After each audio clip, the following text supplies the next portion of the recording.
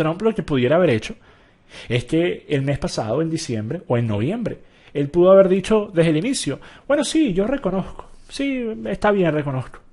Y los demócratas hubieran tenido que decir, bueno, nosotros esperábamos que Trump hiciera un berrinche, pero no lo hizo, así que bueno, por lo menos reconoció rápidamente.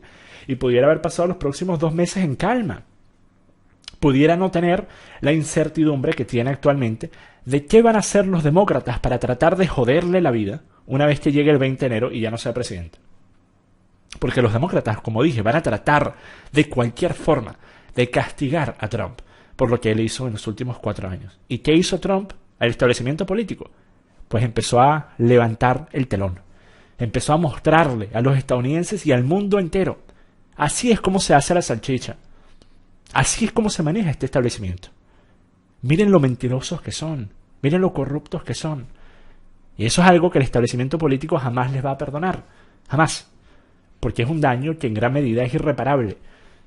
Piensen ustedes en lo que era la percepción de la persona promedio en Estados Unidos y en muchos países alrededor del mundo con respecto a los medios de comunicación masivos antes y después de Trump. Antes, la persona promedio decía, bueno, eso es cierto porque lo dice Telemundo, porque lo dice Univisión. Si lo dice Jorge Ramos en saco y corbata, en una emisora radial, en una televisora, eso tiene que ser cierto, porque es todo un establecimiento serio, legítimo. Ellos no pueden mentir. Y Trump lo que hizo, pues, fue mostrarle a todas esas personas que no solo pueden mentir, sino que para muchos de estos medios de comunicación, la gran mayoría, tienen de doctrina, tienen de norma el mentir. Esa es la forma en la cual mantienen sus audiencias, por medio de la mentira. Porque los que sintonizan CNN no quieren escuchar nada positivo con respecto a Trump. No quieren escuchar nada positivo con respecto a ninguna persona de derecha. Lo único que quieren escuchar es que cualquier cosa que haga alguien de derecha es terrible. Terrible y horrible. Entonces los medios de comunicación, sabiendo esto, dicen, bueno, tenemos 2 opciones. Uno, podemos ser objetivos, podemos ser imparciales como supuestamente deberíamos ser si somos portales noticiosos, o podemos simplemente venderle la comidita que la gente quiere comer. Que justamente, ay, Trump, mira qué feo es, mira qué horrible es, mira qué bruto es. Mira que Trump, mira el payaso Trump, mira lo anaranjado que es. Y a la gente le encanta. Entonces, esa labor es, a mi parecer, absolutamente gigantesca. Después, continuamos con lo que va a ser el porvenir. Una de las posturas que a mi parecer va a ser la más dañina para los Estados Unidos tiene que ver justamente con lo que había mencionado uno de los superchats, que tiene que ver con la cultura estadounidense. Pero no es solo la cultura estadounidense, es la cultura occidental en general. Una cultura que se comparte inclusive en muchos países latinoamericanos. Porque el basamento sigue siendo uno que viene muchas veces de las influencias de las épocas de colonización, particularmente, por ejemplo, en Venezuela, mi país, donde muchas de las características culturales son básicamente una adaptación de muchas partes diferentes, de muchas culturas distintas, pero muchas de ellas siendo europeas y por ende solemos tener muchos valores culturales compartidos. Por mucho que podamos tener nuestras diferencias sociales, nuestros valores particulares, nuestro folclore, que allí puede haber mucha variedad en nuestra comida. Pero la razón por la cual es tan importante para la extrema izquierda ir tras estos valores culturales es porque estos valores culturales, por encima de cualquier ideal político que pudiera tener una persona, es lo primero que una persona entiende. Tú no entiendes la política antes de entender los valores culturales de tu propio país. No entiendes de economía antes de entender de cuáles son los valores de mi familia, de mis padres. Es lo primero que una persona comprende. Y esos valores culturales son debido a ser primero en la mente de una persona joven, en desarrollarse el entendimiento al respecto, que un ideal político, son tan importantes para cualquier doctrina radical política, poder acapararse de ellos, poder cambiarlos, poder ajustarlos, poder moldearlos a hacer algo que esté más relacionado a la ideología política que quieren vender. Porque de esa forma vas a tener a personas, a niñitos de 8 o 9 años, que sin entender de conceptos políticos, sin entender qué es el socialismo, qué es el comunismo, sin entender qué es capitalismo, sin entender cuál es la diferencia entre la izquierda y la derecha, van a estar compartiendo y creyendo posturas que están dentro justamente de estos planteamientos ideológicos izquierdistas. ¿Por qué? Pues porque se vuelve parte de su cultura. Entonces se vuelve parte de los valores que le enseñan sus padres en el hogar. Entonces, no les bastó a los izquierdistas influenciar y prácticamente hacerle un lavado cerebral a los estudiantes en las universidades. No les bastó a esa edad. Dijeron, sí, esto está bien, podemos influenciarlos tremendamente en las universidades, pero ¿saben qué sería mejor? En las escuelas secundarias, ¿sí? Cuando su mente es aún más moldeable. Sí, vamos ahí. Pero ¿saben qué sería aún mejor? En las escuelas primarias. Ahí es cuando verdaderamente no entienden nada. Imagínate lo fácil que sería poder decirles cualquier cosa, que se lo crean. Y empezaron a hacerlo. Vean la forma en la cual la doctrina, no solo la ideología de género en países como España y Argentina e Inglaterra y Suecia, sino también la doctrina socialista, izquierdista, se ha empezado a implementar en escuelas primarias en toda Europa. En toda Europa. Vean en Canadá. Vean en Canadá lo que está pasando en las escuelas primarias públicas. Lo que se les está enseñando a los niños. Entonces, cuando la izquierda se da cuenta de esto, que a mi parecer fue hace unas cuantas décadas, de que el cambio cultural era clave para poder mantener el poder, se dieron cuenta de que había múltiples formas de llegar a este cambio, una de las cuales es la migración masiva. Por eso justamente es tan importante para la izquierda en Estados Unidos y en cualquier parte del mundo ir tras el núcleo familiar, demonizar a la familia tradicional, el hacerle parecer a una mujer, por ejemplo, que si ella no está trabajando hasta los 65 años en una oficina, sin familia, sin nada, ella no está haciendo un buen trabajo como mujer. Si una mujer decide que quiere tener una familia, que quiere quedarse en casa a criar un hijo, crear una familia, resulta que es una mala mujer. ¿Cómo es posible que quieras hacer algo como eso? ¿Acaso no te has enterado sobre el feminismo? ¿Acaso no te enteraste sobre la liberación femenina? ¿Cómo es posible que vayas a prestarte para esta manipulación del patriarcado? Algo tan anticuado. Entonces, por medio de venderle esta idea a tantas mujeres jóvenes, a muchas personas, a mi parecer, los han obligado a pasar la etapa en la cual pudieran haber tenido una familia, porque estaban tan concentrados en el trabajo, y se terminan arrepintiendo de esto más adelante. Hay personas que van a pasar gran parte de sus vidas en estos puestos laborales, todos los días, lunes a viernes, y cuando tú empiezas a hacerle parecer a las mujeres que es mejor estar en una posición como esa en todos los escenarios que estar en el hogar creando una familia, a mi parecer, en lugar de darle más libertad a una mujer, haces lo contrario, porque le estás poniendo una presión psicológica de que si no se adapta a lo que quiere la izquierda, a lo que quiere el partido feminista, el movimiento feminista, que es una traidora a todas las mujeres. Y lo mismo ocurre con los hombres.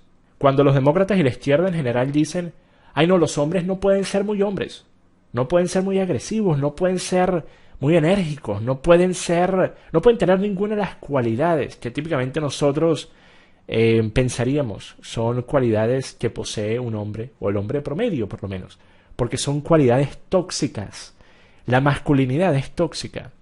Y utilizan los peores ejemplos que existen, por ejemplo, de hombres que le pegan a sus parejas, hombres que maltratan a otros. Y dicen, este es el resultado de la masculinidad, este es el resultado. Y empiezan a adoctrinar a los jóvenes, a los niños jóvenes en las escuelas. ¿Y cuál es el resultado? Pues tenemos a muchos hombres adultos que debido a que siempre han tenido que suprimir, siempre han tenido que evitar cualquier tipo de muestra de masculinidad en sus vidas, pues no saben de qué forma se deberían comportar, no saben de qué forma deberían actuar en la sociedad. Son personas que están en busca de identidad propia y eso genera una crisis en hombres tremenda. Por eso nosotros hemos visto los niveles de suicidio de hombres incrementar de forma exponencial en todo el occidente. Por eso hemos visto tantos problemas de depresión, de dependencia a las drogas, de alcoholismo. Todo eso está relacionado, una vez más. Y todo esto es parte del adoctrinamiento de la extrema izquierda. Y estas son las cosas más preocupantes que, a mi parecer, se van a llevar a cabo bajo un gobierno totalmente demócrata. Pero el tiempo lo dirá.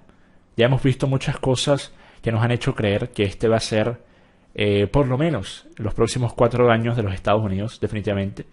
Pero solamente el tiempo dirá qué tan malo va a llegar a ser. Así que obviamente esto también no solo es el que, bueno, ya no puedes tener una cuenta en Twitter. Es que no vamos a dejar que tengas una cuenta en ninguna de estas otras plataformas, porque no vamos a permitir que las personas siquiera puedan llegar a estas otras plataformas. Vamos a evitar que se puedan abrir cuentas. Vamos a suspenderles sus proveedores de servicios. Recuerden que muchas páginas web les ha pasado que los proveedores del hosting de la página web son contactados y le dicen: "Hey, mira, ¿cómo es posible que ustedes, GoDaddy, o que ustedes, cualquier hosting, cualquier proveedor, está permitiendo que esta plataforma utilice su hosting para tener su página web?" Entonces esto va mucho más allá de simplemente ser, bueno, no puedes estar más en Twitter. No. Esto es algo en lo cual, cuando los medios hegemónicos, cuando las redes sociales y cuando estas personas que tienen tanto poder, que bueno, han demostrado que de cierta forma tienen más poder que el presidente de los Estados Unidos, que la persona más poderosa del planeta Tierra, cuando están comprometidos a evitar que puedas hablar, a evitar que puedas tener la capacidad de alcanzar a tu audiencia, lo van a hacer no solo en las plataformas que ellos controlan, sino en las que no controlan también. Mira, yo pienso que vamos a ver algo fragmentado. Pienso que vamos a ver un grupo de personas que van a ser suspendidas, que ya lo están siendo, personajes como Rush Limbaugh, muchas cuentas de alto renombre que estén asociadas directamente a Trump, muchas cuentas que se presten para hacer difusión de los mensajes de Trump.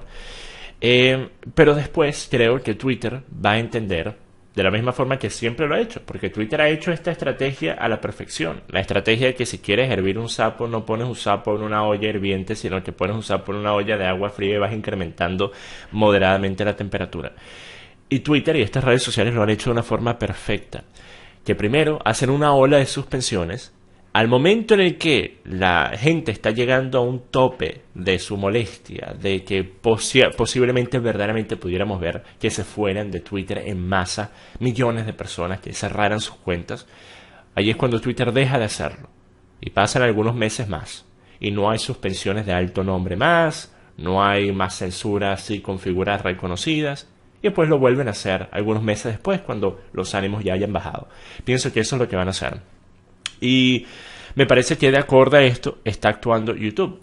Creo que todos nosotros sabemos que por lo menos una cuenta en YouTube ustedes conocen que ha hecho cosas en los últimos 2 meses, ha dicho cosas que van en contra de las reglas de YouTube con respecto al tema de las elecciones, y que nosotros asumiríamos que si YouTube verdaderamente está implementando estas reglas con tanta fuerza, estas cuentas, algunas de las cuales tienen más de 100.000 suscriptores y alcanzan a centenares de miles de personas, deberían ser suspendidas y no lo están. Y pienso que una vez más eso es porque lo están haciendo de forma fragmentada. Primero, YouTube está viendo cuáles son los canales que van a ser viables aún después de que termine el boom de atención de esta noticia, porque si ellos simplemente van a desaparecer por su cuenta, YouTube no tiene que hacer el trabajo. Hay obviamente creadores de contenido que ganaron mucha audiencia durante estas elecciones, y ahora que todo está empezando a llegar a su llegadero, van a perder pues el 95% de esa audiencia, y pues ya no le hará falta a YouTube tener que suspenderlos porque nadie los va a ver, nadie los va a escuchar. En YouTube tú empiezas a tener problemas cuando la gente te escucha. Mientras más audiencia tengas, más estás en la mira de algún tipo de censura de YouTube. Pero si resulta que alguno de estos canales es viable después de este tema noticioso haber pasado, allí es cuando vamos a empezar a ver, a mi parecer, también bloques de suspensiones. Y esto lo digo porque lo hemos visto varias veces en los últimos años. La última vez fue a inicios del año pasado, en la cual suspendieron en menos de un día a una enorme cantidad de personas que supuestamente eran supremacistas blancos. ¿Recuerdas ese momento, Jorge? A inicio del año pasado.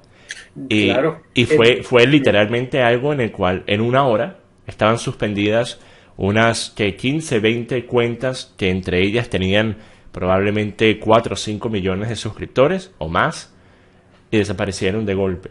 ¿Por qué? Pues porque son bloques de suspensiones. Así lo hace YouTube, así lo hace Twitter, para evitar el que esté constantemente a la atención de la gente.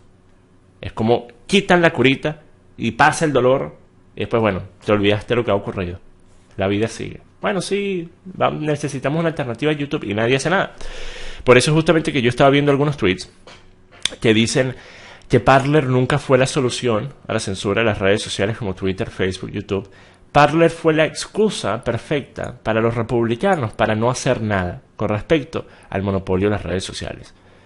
Porque decían, bueno, tenemos Parler, bueno, tenemos eso, bueno, sí, pueden ir aquí. Ay, sí, qué malo lo que hace Twitter, pero bueno, tenemos Parler.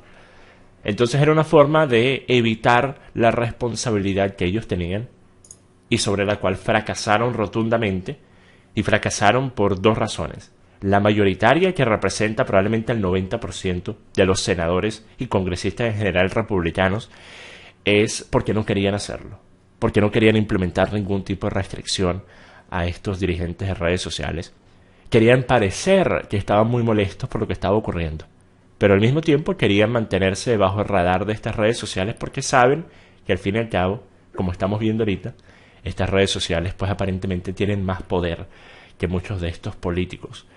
Entonces tú puedes estar en el Senado gritándole a Jack Dorsey, pero responde, ¿por qué me censura? Y después no hacer absolutamente nada sobre ello. Absolutamente nada. Todo es un circo.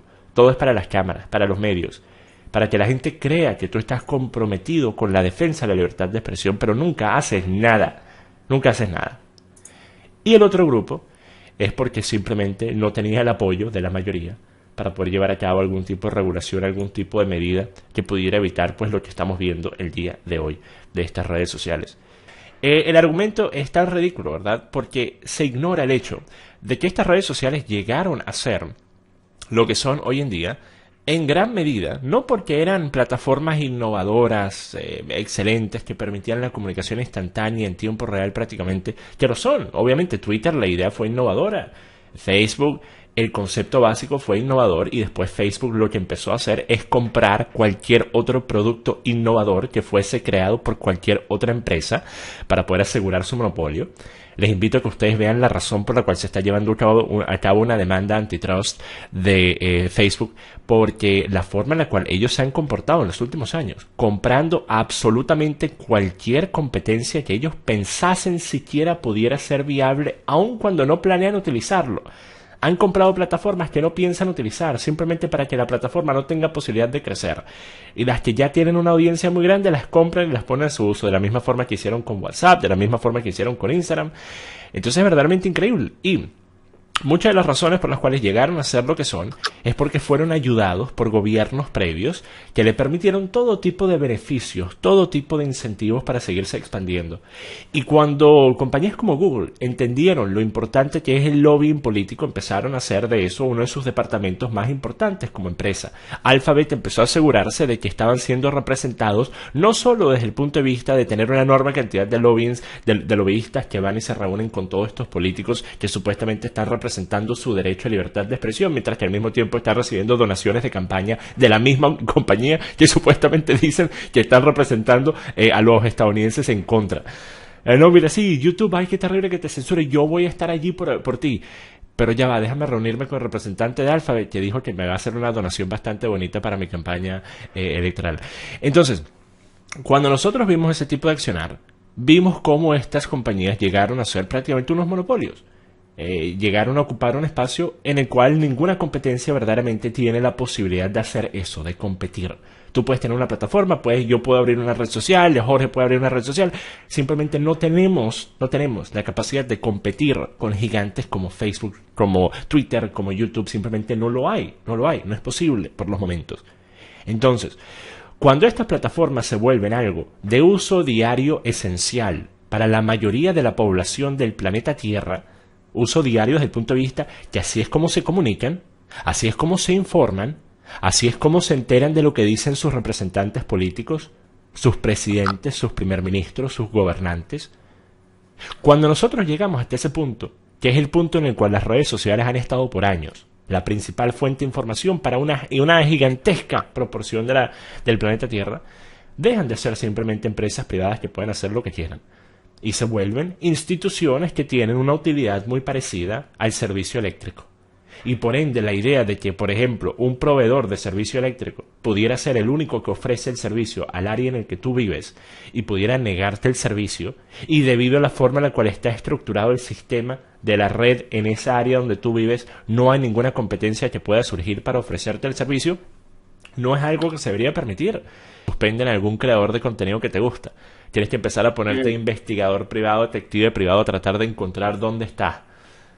Baja la cuenta de Twitter, suspendido.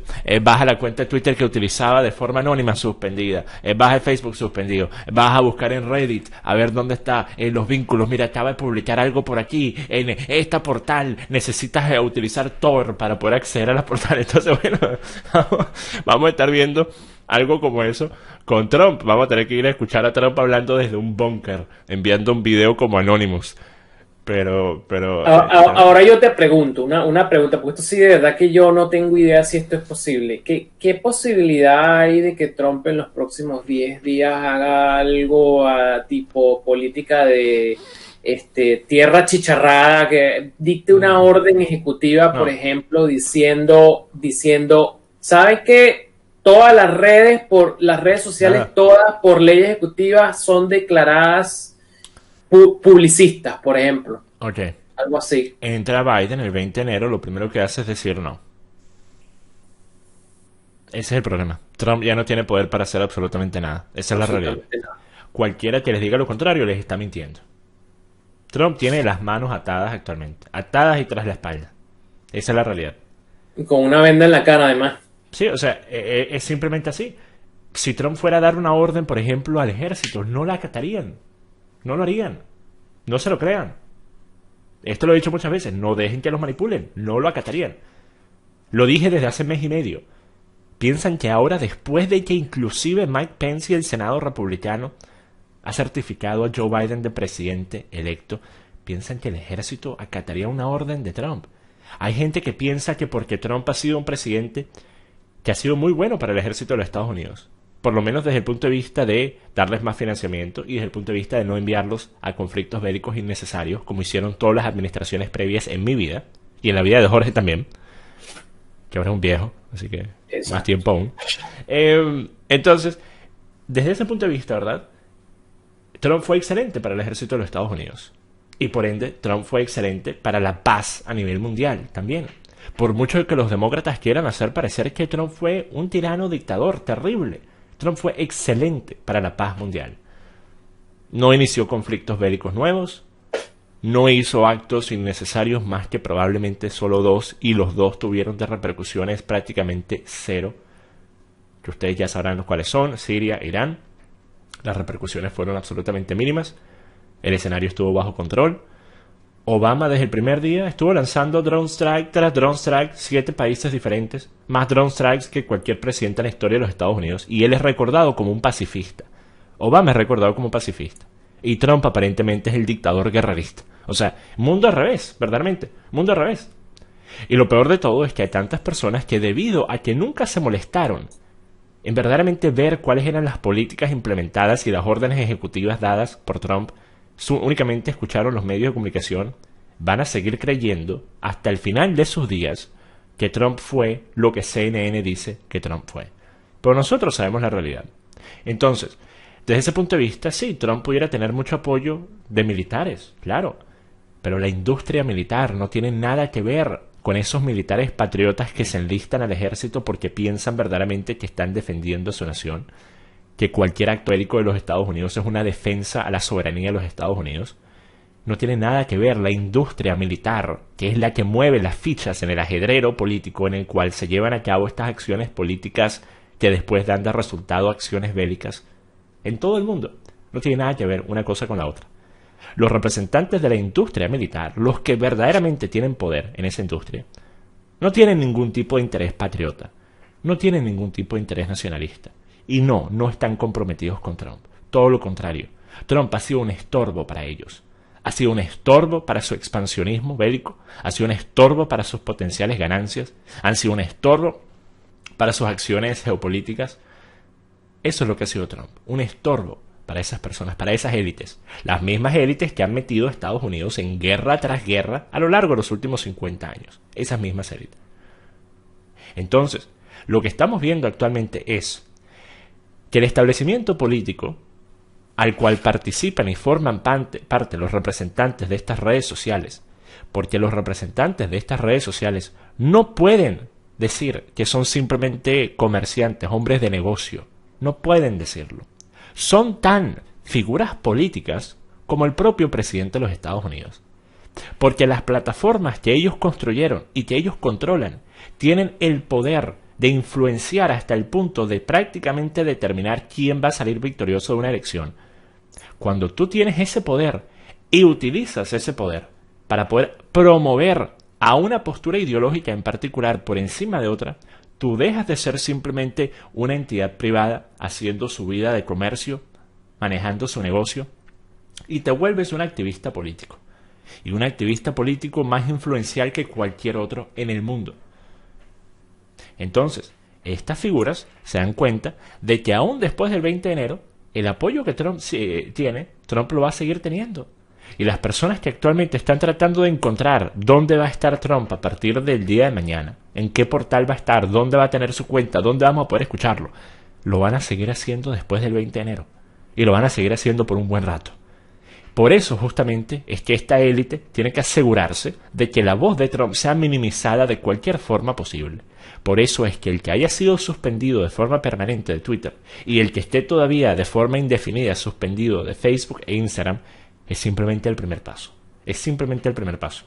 Estos republicanos están pensando, ¿qué pasa si yo actualmente salgo y me manifiesto categóricamente en apoyo a Trump y en contra de Twitter? ¿Voy a perder mi red social? Y de perderlo, ¿qué significa eso para mis posibilidades de que en la próxima elección en la que tenga que participar en el 2022, por ejemplo, voy a poder ganar si no tengo acceso a Twitter? A la plataforma principal, sí, de comunicación. Y ese miedo mueve montaña. El miedo de que tú como político, que necesitas poder alcanzar a tu audiencia si quieres poder mantenerte en el puesto que ocupas actualmente, pudieras terminarte viendo invisibilizado si te sales a manifestar a favor de Trump actualmente. Y eso es justamente una forma en la cual las redes sociales logran, aún sin tener que suspenderte directamente, logran mantenerte callado. Porque tienes miedo. Y esto cualquier persona que opine de cosas que tienen que ver con la derecha en cualquier red social lo siente cada vez que está a punto de darle al botón de tweet, cada vez que está a punto de darle al botón de subir un video. Siente ese miedo. Este pudiera ser el último video que yo hago. Este pudiera ser el último video que la gente va a ver mío. Me van a suspender por esto. Te da más poder, en muchos casos, que la máxima figura política del país donde vives. Y eso es algo que no me parece que deberíamos permitir como sociedad. Porque el resultado es que tenemos a un gobernante inelecto y que de cierta forma es inamovible. Tenemos de cierta forma a un emperador. ¿Ok? Y eso no es algo que me guste, eso no es algo que me agrade. Y eso es algo que muchas personas dejan a un lado. Cuando hablan, ¡ay, qué bueno que Jeff Bezos tenga toda esta plata! ¡Ay, qué bueno que Bill Gates sea tan exitoso! Es sumamente peligroso permitir que personas tengan tanto dinero. Sumamente peligroso. A las pruebas me remito. Mientras que todos nosotros estamos maravillados por lo fácil y conveniente que es comprar en Amazon. Al mismo tiempo, el dinero que se termina generando por lo fácil y conveniente que es, no solo termina erradicando cualquier competencia, sino que al mismo tiempo termina siendo muchas veces utilizado para influenciar posturas políticas, para promover partidos y movimientos políticos, para promover las protestas que vimos el año pasado, para pagarle las fianzas a los criminales y vándalos que fueron arrestados el año pasado, para ese tipo de cosas. Para darle donaciones de campaña a políticos izquierdistas, para ese tipo de cosas.